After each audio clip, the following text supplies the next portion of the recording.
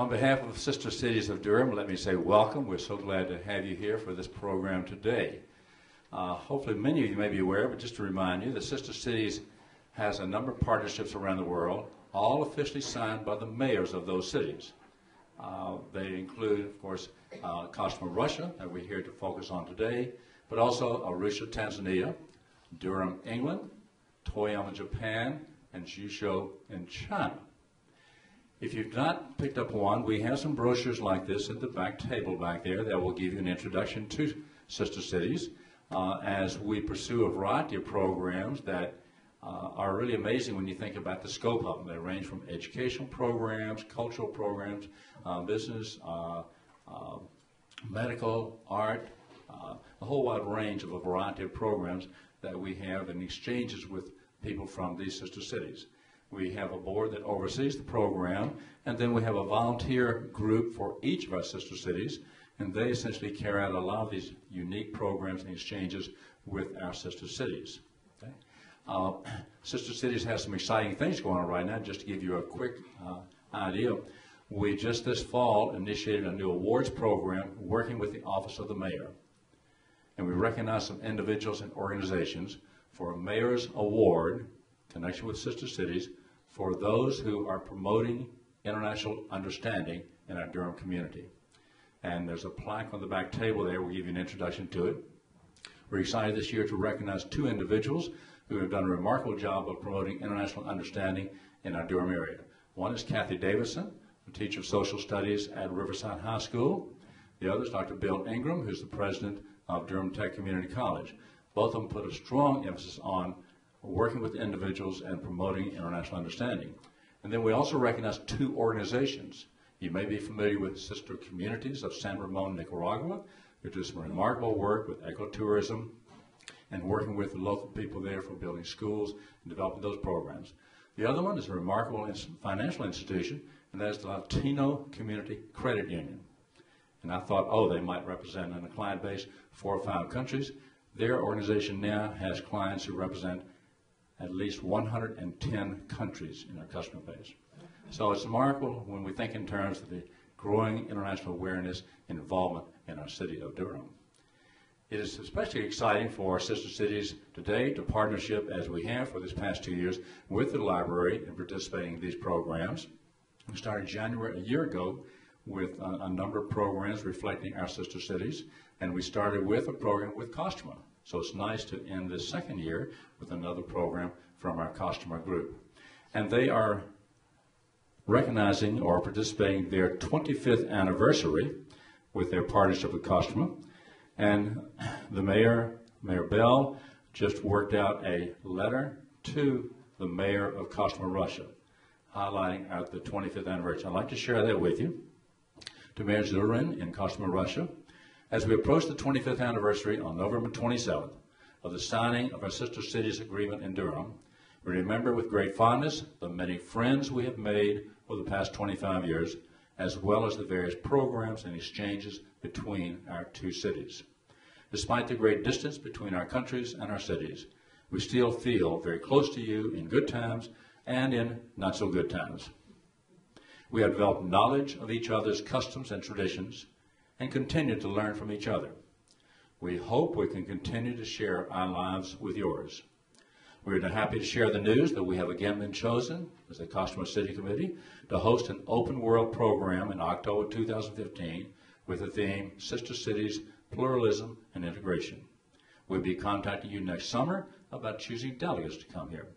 With best wishes for the future development and deepening of friendly relations between our cities, and looking forward to many more anniversaries to come. Sincerely, William V. Bill Bell, Mayor of Durham, North Carolina. Okay. I'd like now to turn the program over to members of our Kashmir Committee. We do have a variety of people, a number of people here who are either members of our board or the advisory council or key leaders of our city committees. Would those people please raise your hand if you're on our board or one of our city committees? And after our program, I'd suggest you chat with those people. They'll give you some more information about sister cities. So now, the leaders of our Kashmir City Committee, would that be Ann Evangelisto? Are you starting? Good, come right on, Ann.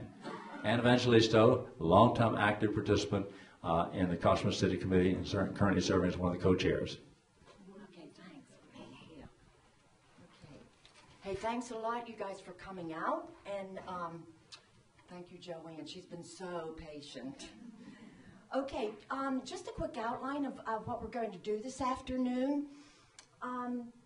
First of all, there's a display table in the back there that we set up, and it gives you some idea of Kostroma. There's a map of Kostroma, and I'm looking at the screen here, and there's Kostroma, and a little better map on that table in the back. But Kostroma is an old city. It's about 250 miles northeast of Moscow.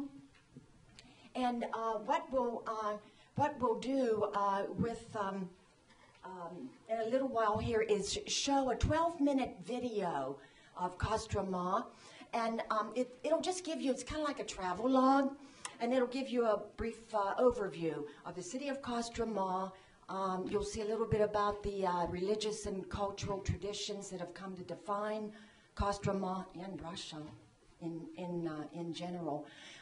Some of the tourist sites, primarily Ipatevsky Monastery, and there's a beautiful picture of the monastery on that table, along with some little items that are produced, still produced, in Kostroma and the surrounding areas of Kostroma. So after the video, as I said, it's about 12 minutes, then Daniel Miller, all right, Daniel will come up, and Daniel teaches at Jordan High School, and so he teaches English and Russian. Okay, he'll come up and he'll talk a little bit about, he'll introduce us to Nikolai Gogol, the Russian writer who, of course, who penned the famous Dikonka stories, the village evenings near a farm in Dikonka.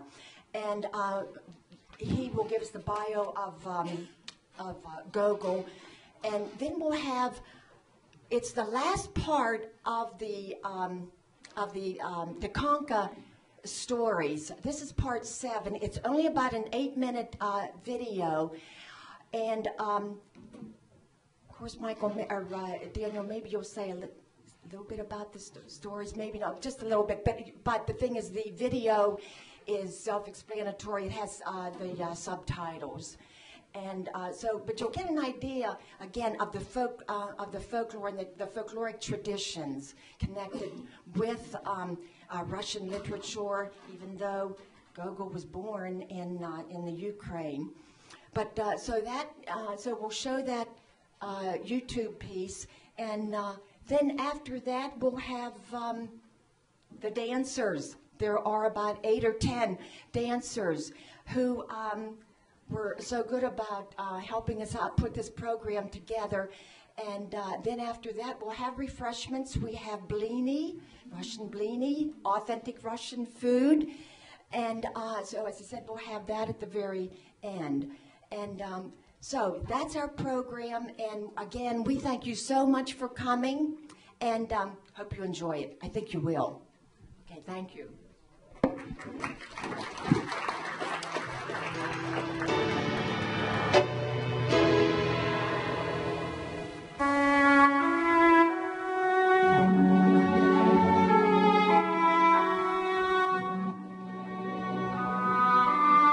Kostroma land, some 300 kilometers from the capital, and all the pass is dissolved in the provinces. The past has been so closely interwoven with the contemporaneity that it seems neither tenor of life of the citizens nor the people themselves have ever changed.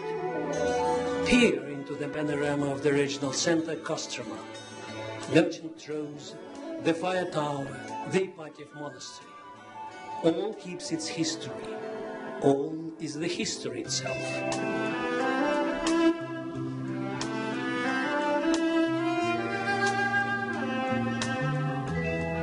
It is said that the people who have forgotten their past have no future. But here, the traditions are revered. Here, the roots are remembered. The memory of great people and of great events of the countrymen are kept with care.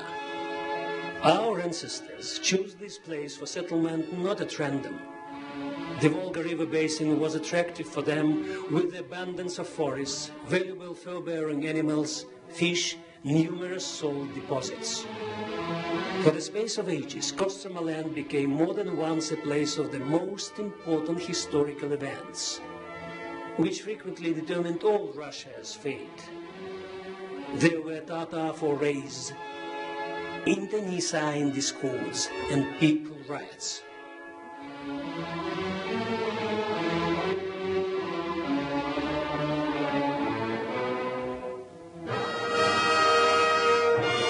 Being of the same age, founded by the same Yuri Dolgoruki, Kostroma has become in the course of time the stronghold of Russian state.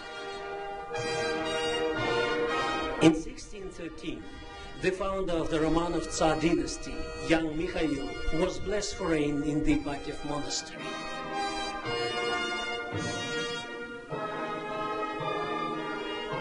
It was then when a Kostroma peasant, Ivan Susanin, sacrificing his own life, saved the newly elected Tsar. A Polish detachment specially sent to kill the Tsar was led by him to the wild Kostroma marshes, where the Polish invaders perished. For the space of almost 4 centuries, Kostroma used to be called the cradle of the Romanovs. All the Tsar persons, with no exception, considered it to be their duty to visit the family's sacred house. The memory of the Romanovs' reigning is kept both by the ancient walls of the monastery and by numerous museum exhibits. It is still alive, the memory of the Tsar martyrs, the last of the Romanovs dynasty.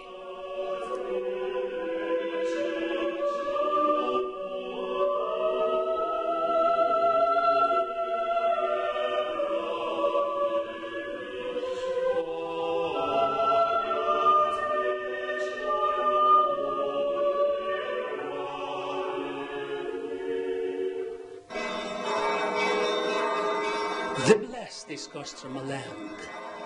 Without no purpose, it is called the land guarded by God. Many times during its history, it was burned to ashes. Again and again it revived. It is because of the city being guarded by the thaumaturge Fyodor Icon the Virgin. Having been lost, the spiritual values, the churches destroyed by Bolsheviks, are being newly restored. This happens due to efforts both of priesthood and of the city authorities. Память великомученика Феодора спросила окроплением воды все священные во имя Отца и Сына и Святого Духа.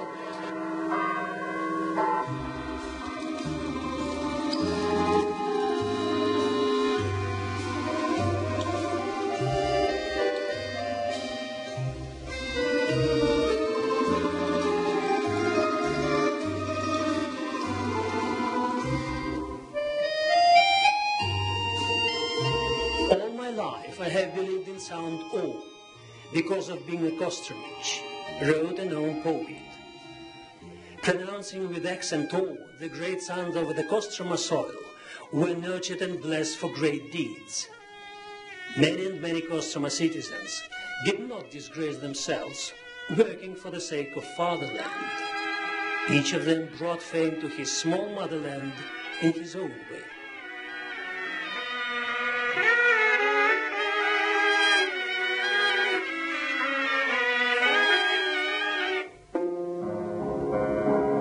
Cannot help remembering a great Russian painter, Guri Nikitin, whose hand painted the walls of the Trinity Cathedral in the Ipatiev monastery. One cannot but mention a distinctive painter, Yefim Chesnikov, whose paintings were admired by all Paris. For a long time, his works, a pattern of truly people's art, were kept in a god-forsaken village of Shablovo of Kologriv district. Few people know that Andrei Tarkovsky, whose films are thought over by intellectuals in all the world, came from a small settlement of Zavrajia. If it were not these famous names, these small villages could perish, disappear from the face of the earth. At present, museum houses are being opened in Shablovo and Zavrazhe. A biography of wonderful Russian painter Boris Kustodiev and fates of known writers Alexei Pisemsky and Nikolai Nekrasov are connected with Kostroma land. Kostroma is motherland of the founder of the first professional theater in Russia, Fyodor Volkov. Nevelskoy, a Navy admiral, explored the Far East. Aviation Marshal Novikov was awarded twice the title of the Hero of the Soviet Union during the Great Patriotic War. A book publisher, Ivan Sittin, and the literary critic, Vasily Rozanov, were born here. Alexander Ostrovsky, a great playwright, was called the Russian Shakespeare. His creative work has become the base of national repertoire of Russian theater. In his plays, Ostrovsky imprinted color of Russian life, originality of national characters. Many of his heroes were seen by Ostrovsky in his countrymen, studying their life, customs, and language. There is a reservation museum in the former country estate of the writer in Shelikovo, Ostrovsky district of Kostroma region. Here, a real authenticity of the environment, the atmosphere in which the great playwright created his masterpieces, has been preserved. The Kostroma State Drama Theatre was named after the name of the famous countryman. Its 200th anniversary, Kostroma is preparing to celebrate. Its history is closely connected with Ostrovsky's creative work. Without exception, all his plays were staged here. But the most famous, it seems to be the play in rhymes, A Spring Fairy Tale, Snow Maiden. Near Shelikovo, there is a forest glade on which, in time of Ostrovsky, public merrymakings were held, and the people sang and danced in a ring. This play has been called as Yarilin's Valley, and the water spring called Blue Source. Under influence of the Snow Maiden, there was a legend appeared speaking that the transparent blue source came into being in that place where the beautiful Snow Maiden melted away, and that her quivering heart did not die, but continues beating on the bottom of the blue source. The people of Kostroma make believe that Snow Maiden melted only in the fairy tale of the playwright. But in reality, she is preparing in all swing to meet New Year holidays. Every year, Grandfather Frost comes from Grey to Stug to take his granddaughter Snow Maiden. They both used to start for Moscow to see the main fir tree of the country.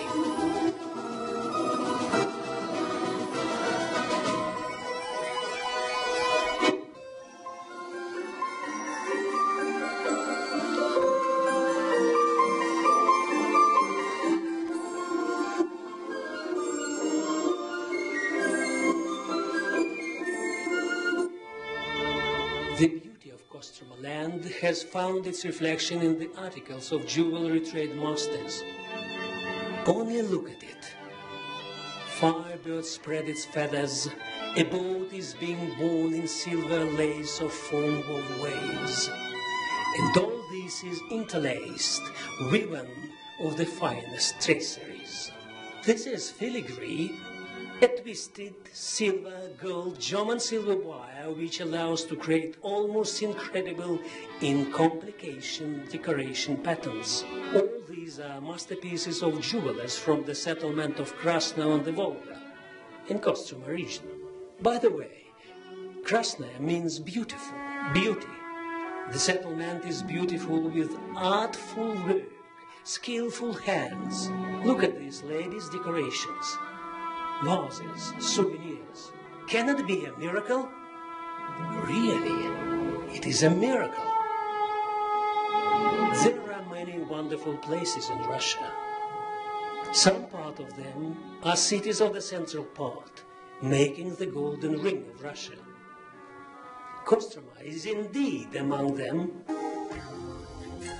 Annually, Thousands of tourists from all over the world rush here to see with their own eyes Russian provinces, where the past was so closely interwoven with the contemporaneity.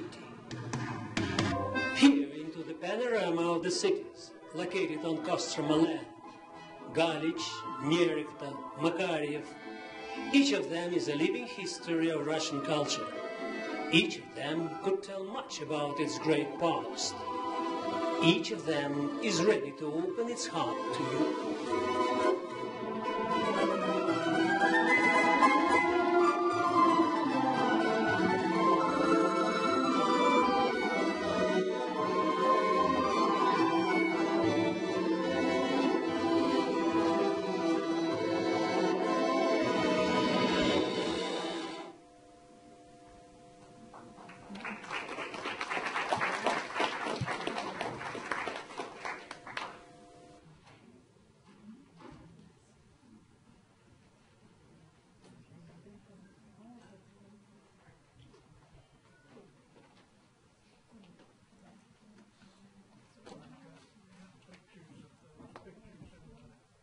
Good afternoon, ladies and gentlemen. Добрый день, дамы и господа. My name is Daniel Miller, and as was said earlier, I'm a Russian and English teacher at Jordan High School. We're moving. And I'm here to tell you all a little bit about Nikolai Vasilievich Gogol. I actually am not at all familiar with Gogol's folklore, so today is going to be a little bit of a treat for me because I get to see a little bit of a different side of an author that I will tell you all a little bit about. As was mentioned earlier, Gogol was born in Ukraine, and so a lot of the folklore that you'll see out of Gogol is Eastern European, but slightly different than Russian. He was representing his Ukrainian roots a little bit more in the folklore things that he writes. His later works are a little bit more focused on Russia and his experience there. He was born on the 31st of March in 1809 in Sorochintsy, I think that's where the stress is in that word, Ukraine. And he died March 4th, 1852 in Moscow, Russia, so relatively young when he died, unfortunately. There's sort of a thing that we'll get into a little bit later about his work towards the end of his life. He is a writer of all different types. We're going to see his short stories. That's where he's really famous for. He's also a novelist, a playwright. He was really famous for all different sorts of types of literature, not really poetry as far as I know. An experimental writer. One of the things that's very interesting about Gogol is that reading Gogol is very much an experience. You never quite know what you're in for when you start reading a Gogol story. One of his favorite stories that I have is called The Nose, or in Russian, Nos. And it's a story where a nose is the main character, and the nose runs around the city of St. Petersburg having better adventures and a better life than the owner of the nose from which he has run off. Now, the fun thing about Gogol, of course, is he's a creative author, and so the word nose, if you flip it around in Russian, means dream, son, in Russian. And so it's sort of this dream-like, very ethereal world that he creates. And that's one of the experimental things about his writing that's very fun when you read Gogol. He started off really influenced by folk culture, and that's what we're going to see today. And his early work really relates this cultural connection that he felt with Ukraine. His Evenings on a Farm near Dikanka show a strong relation to Ukrainian culture, and again, we'll see that related in the film later on today. And in this, you'll see a sort of a blending of his romantic elements. Romanticism being sort of a celebration of his culture, his individualism within the Russian Empire, Ukraine feeling special and elevating that. And then later on, sort of blending more into realistic writing as well. As I mentioned, his later writing, The Nose and also The Overcoat, another really interesting short story of his in Russian, Shinel, I believe, is another more surreal and experimental point of view. This is later in his life. We'll start to see elements of grotesqueness in his writing. You read Gogol and sometimes it feels like Faulkner a little bit, or these very grotesque elements. It's a little bit like Flannery O'Connor sometimes a little bit too for these Southern Gothic elements, which are really wonderful to read and to sort of experience his view on that. Some of his writing is viewed to be somewhat satirical. His great novel is called Dead Souls, Mертвые души, and some of it is very satirical of the structures of Russia at that time. It incorporates elements of satire and elements of surrealism, and you see a really big reading of the serf system in Russia at that time period. The system of serfdom, sort of the closest thing we had in this country was slavery in a way. And so his view of that system and his sort of reading of that system in the provinces, and that's another really interesting thing about Gogol's work. He was censored within the Russian Empire. His writing was censored during that time, and so some of his titles that we have today were not the original titles of his texts. After Dead Souls, that is again his big novel, his sort of magnum opus as a writer, really he sort of began his decline. He started becoming much more restless in his life. He would move from place to place to place to place, not really settling down. He developed a strong relationship with a spiritual teacher. And his spiritual teacher sort of influenced him that his work was sort of sinful and self-indulgent and destructive in his life. And so he sort of created this fear of damnation. He still remained very religious and very believing in the powers of Russia at that time. So sort of a big discrepancy between his work and his self, which is sort of an interesting thing about him. He began a process of extreme self-denial in the last days of his life. He burned his manuscripts. He was creating a second part of Dead Souls. He viewed it as sort of being a trilogy, sort of like Dante's Inferno. He wanted to write that version for Russia through Dead Souls, and he burned the second version of the second part of that in his last days of his life. He explained that it was a joke played on him by the devil, and then he lived for 9 days refusing all food and died, starving himself to death, essentially. Gogol is buried in Moscow in a very famous cemetery, the Novodevichy Kladbище, or the Novodevichy Cemetery in Moscow. That's where most authors and very famous, it's a very wonderful cemetery to go visit, and I know that sounds weird, probably to Americans that you would go to visit a cemetery, but there's some really amazing Russian literary and political heavyweights buried there. And his grave is marked by a large Orthodox cross. A little bit of history about his gravesite. During the Soviet times, his grave was marked by a bust of him. The cross was removed during the Soviet times. Later on, the cross was brought back, and the bust is now in the museum that is there at the cemetery.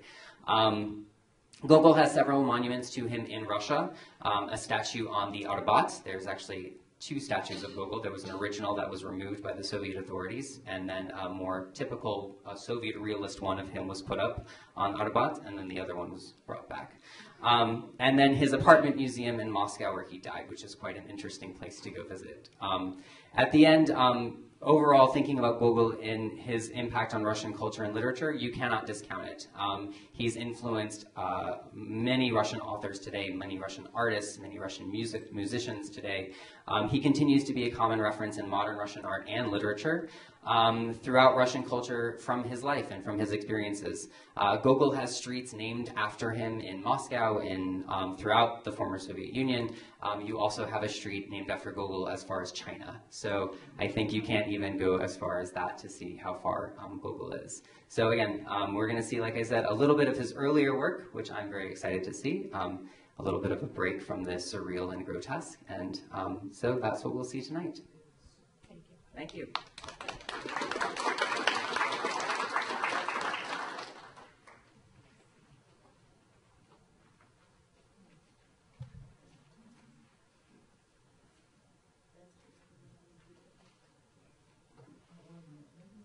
Для чего, спросил я с дуру, чем он машет собаке? Вот тебе и солоха.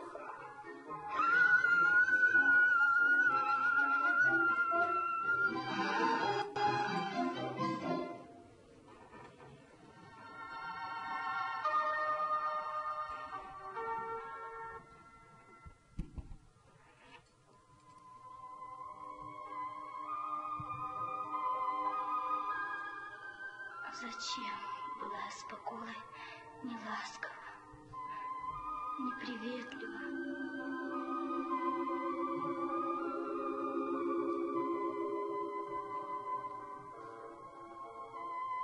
А он так любил меня.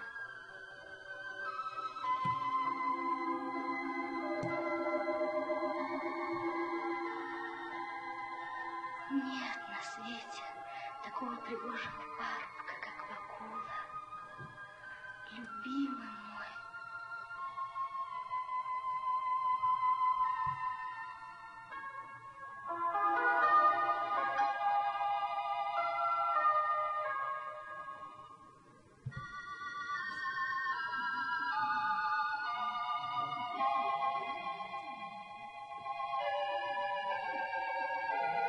Постой,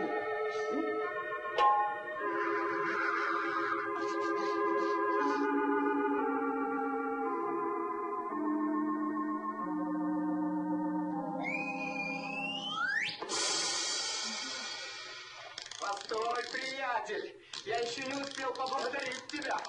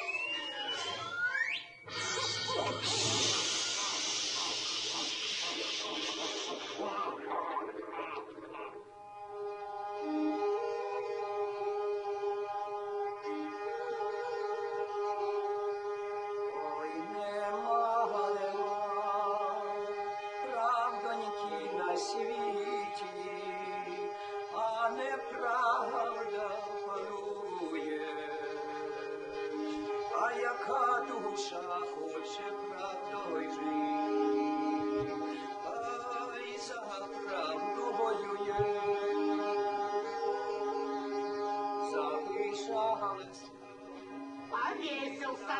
Утонул. Повесился. Утонул. Ей-богу, утонул. Ваша прелесть зашел с этого места и не утонул. Что ж я разве лгу никакая? Разве голову корову украл? Разве я сглазила кормошек, не имеет веры? Утонул. Да чтоб мне воды не захотелось пить, и старая петричиха не видела собственными глазами, как повесился кузнец. Скажу лишь, чтоб мне водки не захотелось пить, старая пьяница. Может быть, такой сумасшедший, как ты, чтоб повеситься. Он утонул в проруби. Это я так знаю, как то, что ты была сейчас у Шинкаки. Травница! Видишь, чем стала попрекать? Молчала бы, негодница! А разве я не знаю, что? Что тебе дьяк ходит каждый вечер? Что дьяк? Кому дьяк? Дьяк? Я должна текать, кто говорит дьяк? От кого ходит дьяк? Так это ты, гадина! Так это ты, ведьма, напускаешь на него туман и поешь нечистым зельем, чтобы ходил к тебе! Отвяжись от меня, сатана! Ух ты, ведьма проклятая, чтоб ты не достала детей своих убитников!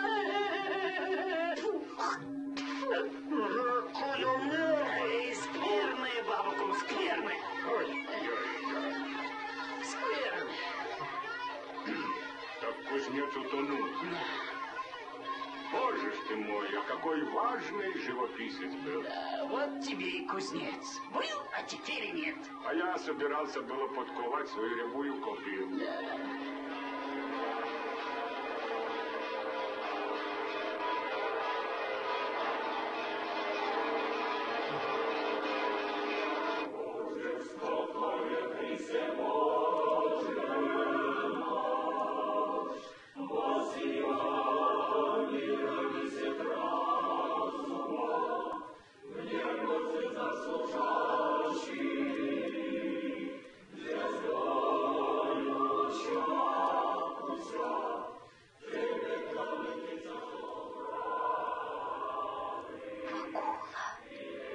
Казак мой любимый.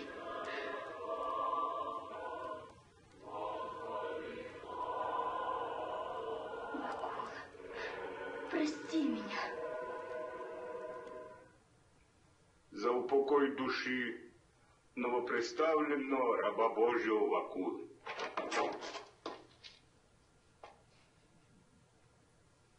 Новоприставленный.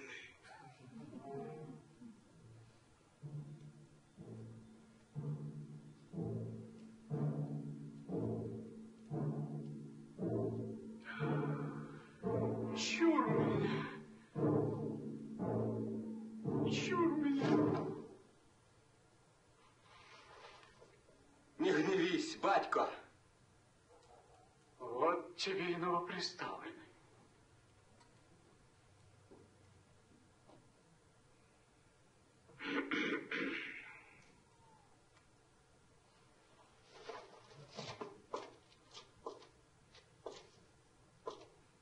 Вот тебе нагайка.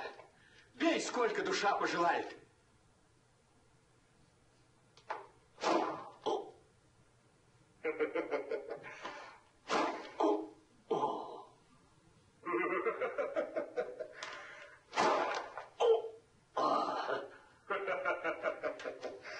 Ну, добре, будет с тебя. Старых людей всегда слушай. Забудем все, что было между нами. Ну, теперь говори, чего тебе хочется? Батько, отдай за меня Оксану. Оксану. Ну? Оксану? Добре, присылай сваток.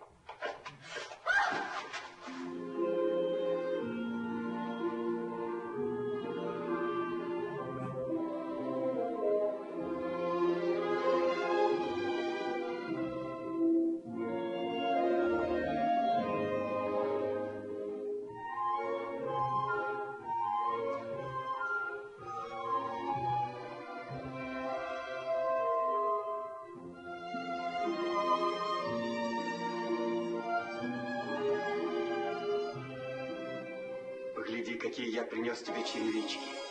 Те самые, которые носит царица.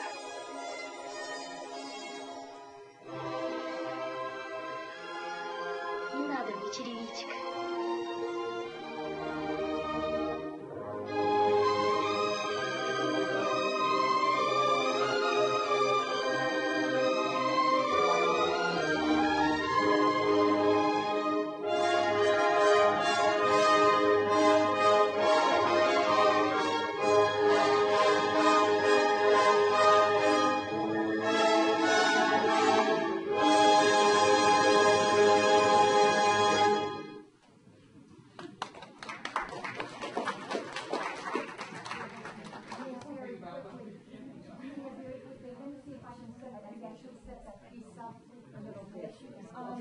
Yeah, it starts out with Chubb with Chubb, who is Oksana's father, and of course it's a love story, you know, between Oksana and Vakula, the blacksmith, it's called the Christmas Eve story. It's the first story in the second part of the Dekonka stories, and so the whole business with the devil is that's part of the folkloric and the fantasy and almost magical realism in a sense. But anyway, oh yeah, no, I'm sorry. Okay, the devil. So Vakula sets up a contract with the devil, saying, "I want to marry Vakula, but you know, her father will not let me have her hand in marriage." And but she said that she would marry me if I go to St. Petersburg and get the slippers from the Tsarina. And so the devil says, "All right, sure, I'll do that." And so you see in the film where Vakula is riding the back of the devil, and they're coming back from St. Petersburg, where Vakula has gotten the slippers from the Tsarina, and that's a wonderful scene, but it was in part 6, which we did not show, but you see all the glamour and all the extravagance of the Tsarina's palace there. But anyway, so Vakula picks up the slippers, and then, of course, he trots back off to give the slippers to Oksana, and then at that whipping scene, that struck me a little odd at first, but then, of course, as you read the subtitles, there the father says, "I'm giving you these 3 lashes, you know, for disobeying your elders." But anyway, the end, of course, the happy ending with the presentation of the slippers, and then Oksana says, well, I don't want those slippers now. And but they fall in love, and so they live happily ever after. So anyway, okay. Sorry, I didn't set that piece up for you, but that's a little bit of the backstory for that film. Okay. So wonderful. Yeah, it's really, if you can see that whole thing, it's on YouTube, 7 parts to it. But the really interesting one, though, is the Russian version. No subtitles, though, but it is beautifully photographed, and so it's quite good. But anyway, all right, we'll stop here. No, we won't stop here. No, we'll introduce Kathy Starkweather and her dancers. Well, good afternoon. Can you hear me? Yes. Okay, good. I'm Kathy Starkweather, although some of you may know me from the information desk at South Regional Library. I lead those from South Regional. I'm also a member of a local international folk dance group. I'm here with others from my club and also from our sister group in Raleigh. We're going to be doing 4 Russian dances today. The first is Kak Pologu, which has particularly lovely music. It is traditionally led by a bride at her wedding. Joanne?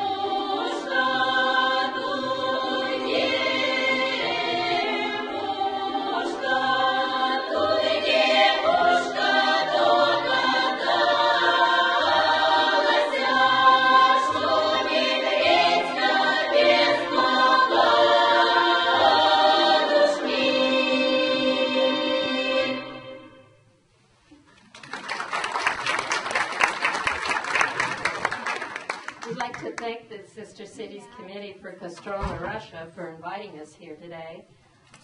We're actually not a performing group. We are social dance groups that have teaching sessions. So please consider yourselves all invited to dance with the Raleigh International Folk Dancers in Glen Eden Pilot Park or the Chapel Hill International Folk Dance Club, which, despite its name, is actually in Durham. It's a long story. It's at the Friedman Center of the Bethel Synagogue on Watt Street. That's just 1 block from East Campus. Oh, and don't worry, you don't have to wear folk costumes. This is our party. Where we do dances from many different countries, and these costumes reflect different places. Some pieces are from Eastern Europe, others might be from JCPenney's. My outfit is Russian, and I know Maria's is, and I know some of the blouses are. There are many different styles of Russian folk costumes, and we posted illustrations of several different kinds over here by the refreshments. Our next dance is called Karapyet. The tune was derived from an old tune from the Caucasus, but the dance was invented in Russia. And you may have seen this dance done with somewhat different styling elsewhere. It's known as the Russian two-step. Folk dances evolve over time and change as they move from place to place, especially when people emigrate to the United States. Karapyet.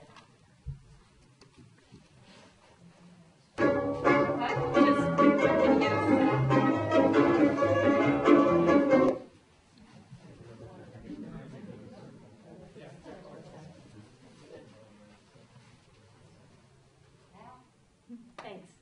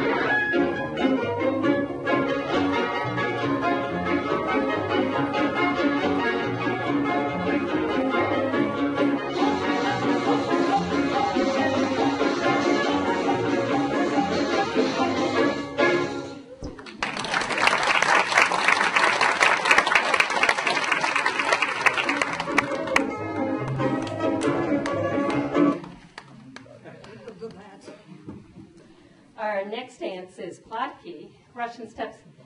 Oh, excuse me. We're put together to tell the story of some villagers who have just had new additions to their wardrobe and wish to show them off. I'll let you figure out what's on display, but for those who know Russian, the title is misleading. Plotki.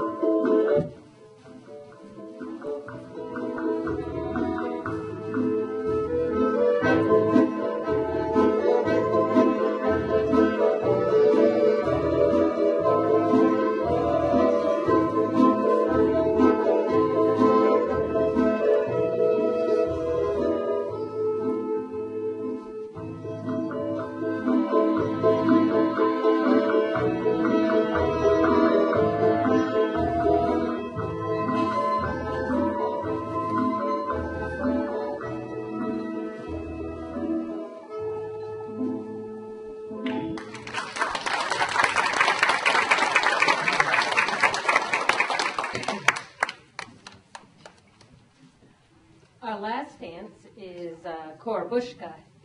The music is the song Korobeniki, which tells of a peddler who appears to be haggling prices over prices with a girl, but he's really courting her.